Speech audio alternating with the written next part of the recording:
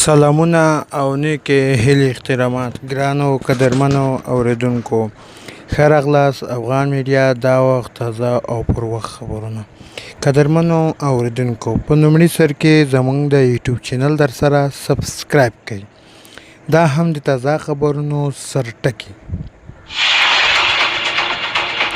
جوبايډن د کابل د بریدونو غږ به اخلو او د وګړو راایستل بهیر به دوام ولري د امریکا ولسمشر جوبايډن پنجشنبه کابل په هوايي ډګر د یش برید وژل شویو 14 امریکایي سرتيرو اتلان بللي دي او د غچ اخیستنو ژمنه یې هم کړې ده د برید کې د لسګونو افغانانو په ګډون شاوخوا 10 تنه وژل شوي او تر 100 تنه وژل شوي دي او تر 1.5 ډېر ټپیان شوي دي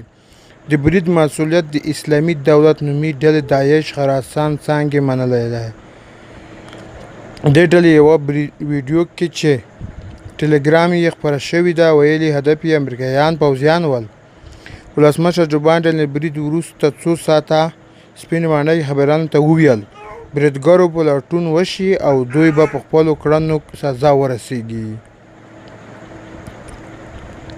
په همدې حال کې د امریکا د مرکزي کمانډان مشر جنرال کینیت مکنزي ویلي داسې شواهد نشته چې ګواکې طالبان دغه راز یوه برید ترسره کېدو اجازه ورکړې وي جنرال مکنز چې د ویډیو اړیکې له لارې یې د امریکا دفاع وزارت کې خبریانو سره خبرې کولې ویلي هوايي ډګر له دوو چاودنو وروسته وسلوال په نښه شوي هم دي چاودنه مرکز مهال د کابل مرکزي هوايي ډګر یوې پوځي دروازې نږدې شوي چې امریکایي پوځیان پکې ولاړ وي او په آی بي ګیټ پیژندل کیږي د علت په زرګونو افغان کډوالو درېږي نو هغه